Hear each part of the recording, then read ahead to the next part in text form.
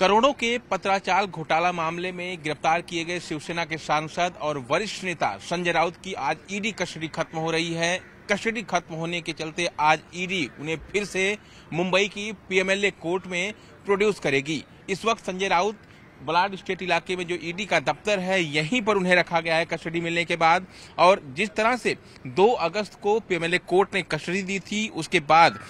3 अगस्त को जो है ईडी की तरफ से एक बड़ी छापेमारी मुंबई में 2 जगहों पर की गई थी और इस छापेमारी में ईडी को कई सारे सुराग मिले हैं। सबसे अहम सुराग ये कि प्रवीण राउत के द्वारा संजय राउत को 3 करोड़ रुपए दिए गए थे और उन्हीं रुपयों से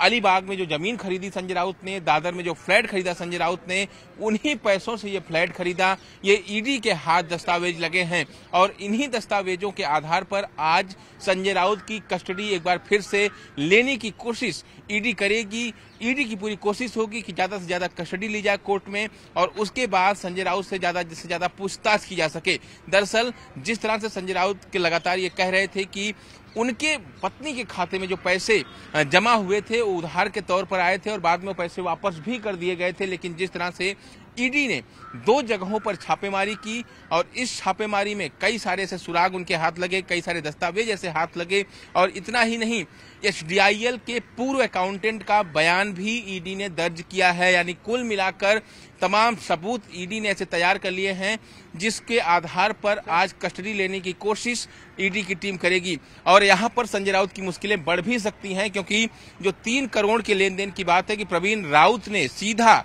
संजय राउत को नकदी के तौर पर 3 करोड़ रुपए दिए थे और उसी 3 करोड़ से अलीबाग की जो जमीन खरीदी गई, दादर का जो फ्लैट खरीदा गया, ये मुश्किलें संजय राउत की बढ़ा सकते हैं। हालांकि संजय राउत का यह दावा है कि उनका इसमें कोई रोल नहीं है, वो इस पूरे मामले में ईडी के पास उनके खिलाफ कोई सबूत नहीं है, लेकिन बावजूद इसके ईडी जिस तरह से कार्रवाई कर रही है वो कहीं ना कहीं संजय राउत और शिवसेना दोनों की मुश्किलें बढ़ाने वाली हैं। संजय राउत के लिए खासतौर पर उनके वकीलों की कोशिश कोर्ट में ये होगी कि दोबारा ईडी उनकी कस्टडी ना लेनी पाए और न्यायिक हिरासत मिलने के बाद जमानत के लिए जो है एप्लीकेशन की जा सके। लेकिन फिलहाल ईडी की पूरी कोशिश ये है, जो छापेमारी की गई है उस छापेमारी के दौरान जो सबूत ईडी को मिले हैं, चाहे वो नकदी के सबूत हों या फिर पूर्व अकाउंटेंट के बयान दर्ज करने के सबूत हों, ये तमाम सबूतों को आज कोर्ट में सुनवाई के दौरान ईडी पेश करेगी और इन्हीं सबूतों के आधार पर फिर से कस्टडी लेने की कोशिश ईडी की होगी ताकि संजय राउत से ज्यादा पूछताछ की जा सके और इस पूरे मामले में जो घोटाला हुआ है 1034 करोड़ के आसपास का,